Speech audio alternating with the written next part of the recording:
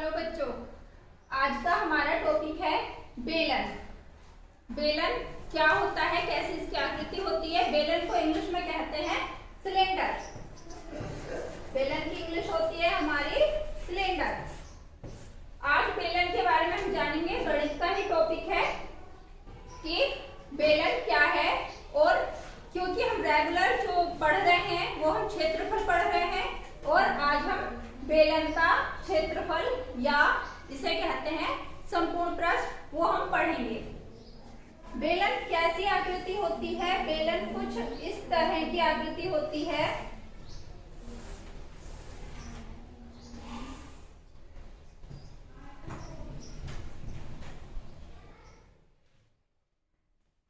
ये हमारी बेलनाकार आकृति है।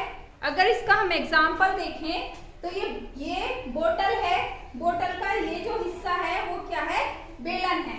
बेलन क्या होता है? इसका जो तल होता है वो क्या होता है? वृत्ताकार तल होता है। वृत्त हम पढ़ चुके हैं, उसी से आगे ये टॉपिक है कि बेलन की आकृति कैसी होती है। इस तरह की, जैसे बोतल की आकृति, इस तरह की आकृति को हम क्या कहते हैं? बेलन कहते हैं या बेलनाकार आकृति कहते हैं। अब हम क्षेत्रफल पढ़ रहे थे। हम आज का हमारा मेन टॉपिक है इसका बेलन का वक्र पृष्ठ निकालना। वक्र पृष्ठ या संपूर्ण पृष्ठ। इसमें बेलन क्या होता है कि बेलन का जो आधार होता है वो क्या होता है? एक वृत्त होता है, गोलाकार होता है। और हमें पता है वृत्त की एक क्या होती है? त्रिज्या होती है, जिसे हम आर से दिखाते हैं, क्योंकि त्रिज्या को इंग्लिश में हम रेडियस कहते हैं, इसलिए इसे हम आर से दिखाते हैं। तो ये क्या होती है? ये बेलन की त्रिज्या होती है, और ये बेलन की हाइट या ऊंचाई होती है। बेलन की हाइट या ऊंचाई होती है। हिंदी में ऊंचाई बोल देते हैं, इंग्लिश में हाइट। और इसे किससे दिखाते हैं? हम एच से दिखाते हैं। अब बात आती है कि बेलन का वक्र पृष्ठ या बेलन का क्षेत्रफल। अब बेलन के दो तरह के क्षेत्रफल होते हैं। दो तरह से इसका क्षेत्रफल निकाला जाता है कि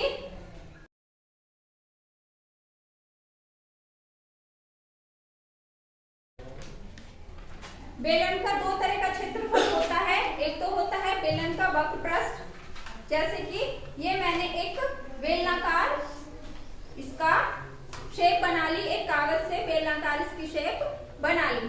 तो एक तो ये जो पृष्ठ है ये कैसा पृष्ठ है? वक्राकार पृष्ठ है।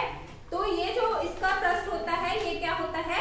वक्र पृष्ठ। इसे कहते हैं वक्र पृष्ठ। यानी कि एक बेलन है। बेलन ये किस तरह से है? इस तरह से है। अगर इसे खोल दे तो एक कैसा आकार आ जाता है? हमारा एक आयताकार शेप हमें मिल जाती है। तो ये जो पृष्ठ है ये क्या कहलाता है? इसका ये वक्र पृष्ठ होता है। जब क्वेश्चन में इस तरह से दिया हो कि बेलन का वक्र पृष्ठ बताओ, तो इसके चारों तरफ का जो क्षेत्र होता है, चारों तरफ के क्षेत्र को क्या कहते हैं? हम वक्र पृष्ठ कहते हैं। चारों तरफ का जो ये वक्राकार जो इसकी शेप है उसे हम क्या कहते हैं? इसका वक्र पृष्ठ कहते हैं। और इंग्लिश में इसे वक्र पृष्ठ को बोलते हैं कर्व्ड सरफेस। दूसरा क्या होता है? संपूर्ण पृष्ठ। दो तरह के इसमें क्षेत्रफल पूछे जाते हैं क्वेश्चन में। पहला हमारा वक्र पृष्ठ। वक्र पृष्ठ में सिर्फ ये वाला जो इसका क्षेत्र होता है बेलन का, वो क्षेत्र या वो क्षेत्रफल हम बताते हैं। ये जो वक्राकार इसकी शेप होती है इसका क्षेत्रफल हम बताते हैं चारों तरफ का। और जो दूसरा जिसमें संपूर्ण पृष्ठ पूछा जाता है, संपूर्ण पृष्ठ में क्या होता है? इस वक्र पृष्ठ को भी शामिल करते हैं, और जो इधर ये क्षेत्र है, ये जो क्षेत्र है, ये जो वृत्ताकार आकृति है उसके क्षेत्रफल को भी, और ये जो आकृति है क्योंकि इसके दोनों तरफ एक एक वृत्त बनता है, तो दोनों वृत्तों का क्षेत्रफल उसमें सम्मिलित किया जाता है, इंक्लूड किया जाता है।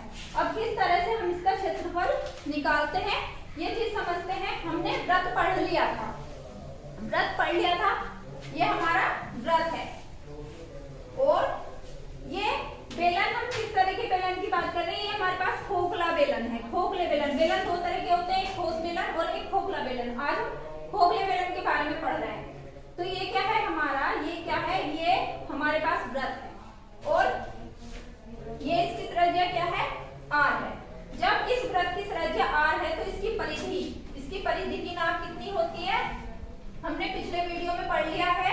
वृत्त की परिधि हमारी क्या होती है, वृत्त की परिधि का फॉर्मूला होता है सर्कमफेरेंस। इसे परिधि को इंग्लिश में बोलते हैं सर्कमफेरेंस। ये होती है 2 पाई r।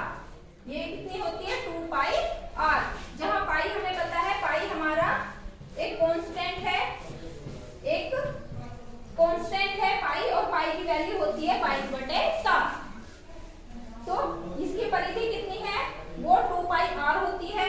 अब क्या है कि हम देखते हैं कि बेलन किस तरह से बनता है। हम अगर एक गौर करें कि बेलन बनता किस तरह से है।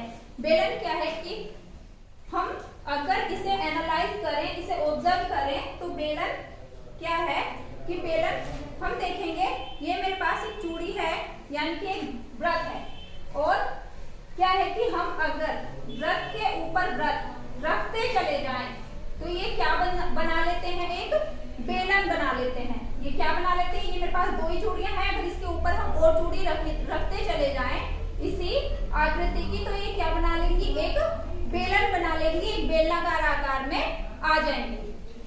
तो क्या करते हैं हम कि हमें पता है एक जो हमारे पास वृत्त है उसकी परिधि तो कितनी है, 2 पाई r, यानी कि एक चूड़ी की जो परिधि है, एक चूड़ी की परिधि वो कितनी है, 2 पाई r है।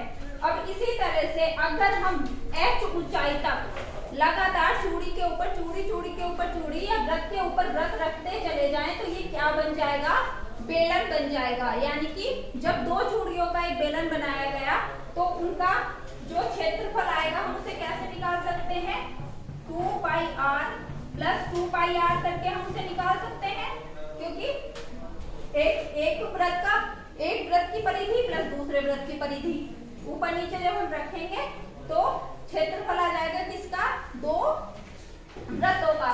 लेकिन चूड़ियां लगातार कितनी ऊंचाई तक रखी गई हैं, चूड़ियां, ये कितना हो जाएगा हमारा, अगर इसे हम देखें तो ये हो जाएगा, अगर हम 2 पाई r को a कह दें, सपोज करो हमने इसे a बोल दिया, तो a प्लस a यानी कि कितना हो गया, 2a।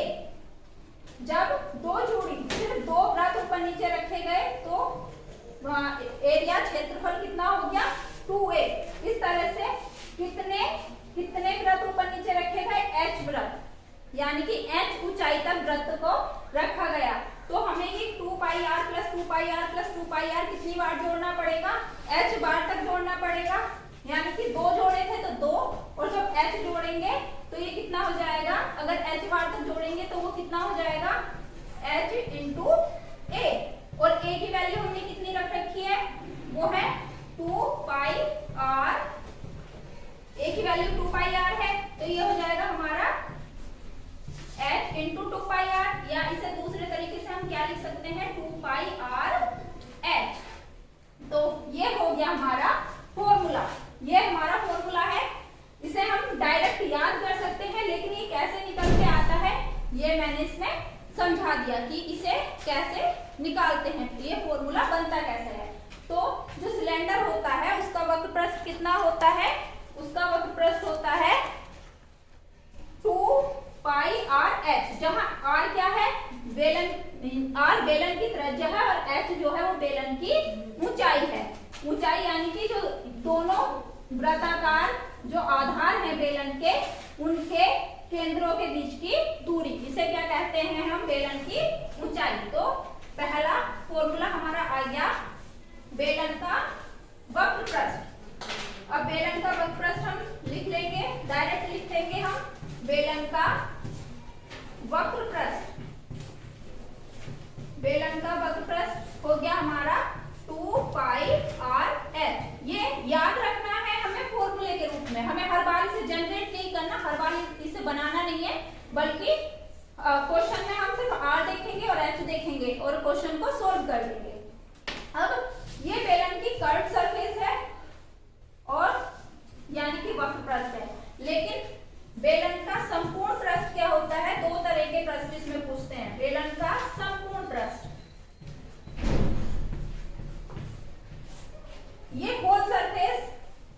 बेलन की कितनी होती है वो कैसे निकालेंगे हम। देखो कर्व पृष्ठ में जो कर्व सरफेस थी वो सिर्फ मैंने बताया अभी थोड़ी देर पहले, कर्व सरफेस कितनी थी, सिर्फ ये थी, यानी कि जितनी सरफेस इसकी कर्व बना रही है वो कर्व सरफेस है। लेकिन एक आधार इसका, एक वृत्ताकार आधार इसका इधर है और एक वृत्ताकार आधार इसका इधर है। जब हम इन दोनों आधारों के क्षेत्रफल को भी इसमें शामिल कर लेंगे तो ये बेलन का क्या निकल के आएगा, संपूर्ण पृष्ठ निकल के आएगा या होल सरफेस निकल के आएगी। अब इसे भी हमें इसमें शामिल करना है, इसे भी शामिल करना है और इसे भी शामिल करना है। इसे हम कैसे शामिल करेंगे, 2πr(h) तो हमारी कर्व सरफेस हो गई, प्लस हमें पता है पिछले वीडियो में हमने पढ़ लिया है कि जो हमारा वृत्त होता है, वृत्त का क्षेत्रफल हमारा कितना होता है, πr²। वृत्त का क्षेत्रफल हमारा कितना होता है, πr² होता है। तो एक πr² तो ये हो गया पहले वृत्त का और एक πr² दूसरे वृत्त का हो गया। इन्हें तीनों को जोड़ लिया हम कि ये πr², हमने क्या देखा कि ये भी πr² है, ये भी πr² है। ये जुड़ के कितने हो गए हमारे 2, ये 2πr(h) ऐसे लिख लिया और ये हो गया 2πr²। अब दोनों में जो दोनों टर्म हमारे पास लिखी हुई है उनमें हम देख रहे हैं कि 2π और r दोनों में है। तो इसमें ये क्या, हम 2πr को क्या ले लेंगे, कॉमन ले लेंगे। कॉमन को हिंदी में बोलते हैं उभयनिष्ठ, यानी कि ऐसी चीज जो इन दोनों में है उसे हम क्या बोलते हैं, कॉमन या उभयनिष्ठ बोलते हैं। हम कॉमन बाहर निकाल लिया हमने और अंदर बचा h+r। यानी कि जब क्वेश्चन में हमारा संपूर्ण पृष्ठ पूछा जाएगा, होल सरफेस पूछा जाएगा सिलेंडर का या बेलन का, तो उसका फॉर्मूला क्या होता है, 2πr × r+h या h+r। ये है हमारा बेलन का क्षेत्रफल या बेलन का पृष्ठ निकालने के फॉर्मूला। हम अब क्वेश्चन करते हैं, एक दो क्वेश्चन करते हैं और इसे फॉर्मूला को कैसे अप्लाई करते हैं वो चीज हम समझते हैं। हम क्वेश्चन क्या है कि कोई क्वेश्चन ले लेते हैं। अब हमने इसी में एक क्वेश्चन बना लिया, इसी में एक क्वेश्चन ले लिया कि हमने एक ऐसा बेलन मान लिया कि जिसकी त्रिज्या क्या है, 7 सेंटीमीटर है और जिसकी ऊंचाई 10 सेंटीमीटर है। ऐसे बेलन का हमें पहले तो क्या निकालना है, वक्र पृष्ठ बताना है और बाद में उसका संपूर्ण पृष्ठ बताना है। तो हम क्या करेंगे, ये फॉर्मूला हम यहाँ नोट कर लेंगे संपूर्ण पृष्ठ का। वो हो जाएगा हमारा, वो होता है 2πr और r+h। ये 2πr(h) जब हमें सिर्फ बेलन का क्या बताना है, सिर्फ जब हमें बेलन का बताना है वक्र पृष्ठ। अगर क्वेश्चन सिर्फ बेलन का वक्र पृष्ठ पूछता है तो हम कैसे करेंगे उसे, हमें पता है r हमारा 7 है, 2π की वैल्यू रख देंगे 22/7, r है हमारा 7 और h है हमारा 10। हमने सिर्फ इसमें h और r को पुट किया है, बाकी कुछ नहीं किया, सिंपल कैलकुलेशन। 7 से 7 कट गया, 22 दूनी 44 गुणा 10 यानी कि 440 स्क्वायर सेंटीमीटर या सेंटीमीटर स्क्वायर इसका क्या हो गया, आंसर हो गया। एक ऐसे बेलन का वक्र पृष्ठ की जिसकी त्रिज्या 7 सेंटीमीटर थी और जिसकी क्या थी कि जिसकी ऊंचाई 10 सेंटीमीटर थी।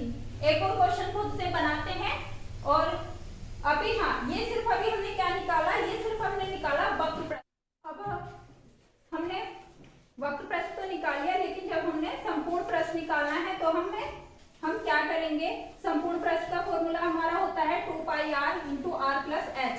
अब हमें क्या है, पाई की वैल्यू पता है 22/7 और h हमारे इसमें r कितनी है, वो 7 सेंटीमीटर है और h × 7 + h कितनी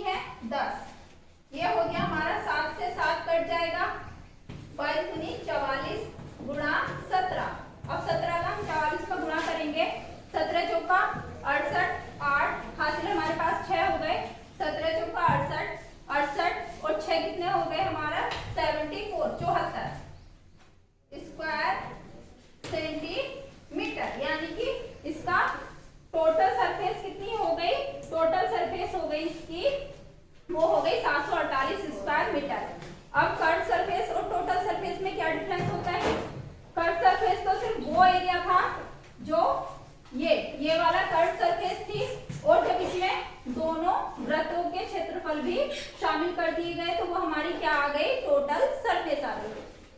अब एक क्वेश्चन और किसी कोई बना लेते हैं और फिर इसे हम सोल्व करते हैं। हाँ, एक क्वेश्चन है, सपोज करो कि एक हमारे पास ऐसी कोई स्टील की चादर है, एक ऐसी स्टील की चादर है। स्टील की चादर सबने देखी हुई होती है। चादर क्या कि इस कागज को ही अगर हम ऐसे मान लें कि एक स्टील की चादर है, और कैसी चादर है, वर्गाकार चादर है। और इस वर्गाकार चादर की क्या क्वालिटी है कि इसकी प्रत्येक भुजा 25 सेंटीमीटर की है। ये इसकी प्रत्येक भुजा कितनी सेंटीमीटर की है, 25 सेंटीमीटर, 25 सेंटीमीटर की है। तो इससे एक हमने बेलन बनाया। इससे क्या बनाया, एक बेलन बनाया। इस चादर से एक बेलन बनाया। तो इस बेलन की त्रिज्या कितनी होगी, इस बेलन की त्रिज्या या कह दें कि व्यास कितना होगा, डायमीटर कितना होगा। तो हम कैसे करेंगे, देखो ये हमें पता है, ये हमारा 25 सेंटीमीटर था। इस तरह का क्वेश्चन भी आ सकता है। ये 25 सेंटीमीटर था, यानी कि इसे देखो, ये 25 सेंटीमीटर का चादर थी, कागज था, जिसे मोड़ के हमने क्या बनाया, एक बेलन बनाया। तो देखो जब हमने बेलन को मोड़ा, कागज को मोड़ा, तो किस तरह की शेप आई इसकी, एक नीचे एक वृत्त बनेगा। ये एक वृत्त बना, एक वृत्ताकार आकृति बनेगी जब इसका बेलन बनाएंगे। तो इस वृत्त की परिधि कितनी हो गई हमारी, वृत्त की परिधि हो गई 25 सेंटीमीटर, यानी कि 2 पाई r बराबर कितना हो गया हमारा, 25 सेंटीमीटर हो गया। और इसमें ये 25 सेंटीमीटर इसकी वृत्त की क्या हो गई, परिधि हो गई। अब इसमें हमें बतानी है कि r की वैल्यू कितनी होगी, r की वैल्यू कितनी होगी। तो r की वैल्यू देखो यहाँ से ये निकल जाएगी, r बराबर क्या हो जाएगा हमारा 25, और ये 2 पाई इधर गुणा कर रहा है, इधर जाके क्या करेगा, भाग करेगा। इधर जाके जब ये भाग करेगा तो ये हो जाएगा हमारा 7 ऊपर चला जाएगा, 25 गुणा 7 बटे 44। ये आ गई इसकी परिधि, सॉरी ये आ गई इसकी त्रिज्या, जो बेलन हम बनाएंगे। अब अगर इस क्वेश्चन को हम आगे बढ़ा लें और हम ये कहें कि इस कागज से बनाए गए बेलन का जो वक्र पृष्ठ होगा वो कितना होगा। अब ये कागज है, इसकी ये भुजा भी 25 सेंटीमीटर है, ये भुजा भी 25 सेंटीमीटर होगी, यानी कि इससे जो बेलन बनेगा उसकी ऊंचाई कितनी हो जाएगी, 25 सेंटीमीटर हो जाएगी। तो इसी फॉर्मूले को अगर हम आगे निकालें, आगे बढ़ाएं, तो इसका वक्र पृष्ठ क्या हो जाएगा, बेलन का वक्र पृष्ठ हो जाएगा, वो हो जाएगा हमारा 2 पाई r h। और 2 पाई r की वैल्यू तो हमें पता है 25 है, क्योंकि 25 सेंटीमीटर का कागज ही तो घुमाया गया है। 2 पाई r की जगह हम डायरेक्ट 25 लिख देंगे, और हाइट हमारी कितनी है, वो भी 25 है, क्योंकि वर्गाकार कागज था, वर्गाकार चादर थी। अब 25 का वर्ग कितना होता है, 625 स्क्वायर सेंटीमीटर, यानी कि 25 सेंटीमीटर भुजा वाले वर्ग से कोई बेलन जब हम बनाएंगे तो उसका वक्र पृष्ठ कितना आएगा, वो वक्र पृष्ठ कितना आएगा, 625 स्क्वायर सेंटीमीटर आएगा। या वर्ग के फॉर्मूले से जब हम किसी वर्ग का क्षेत्रफल निकालेंगे तब भी कितना आएगा, वर्ग का क्षेत्रफल क्या होता है, भुजा का वर्ग, यानी कि 25 गुणा 25, तब भी 625 स्क्वायर सेंटीमीटर ही आएगा। आई होप कि बेलन के वक्र पृष्ठ और संपूर्ण पृष्ठ का कंसेप्ट क्लियर हुआ होगा। इस वीडियो में इतना ही। Thank you.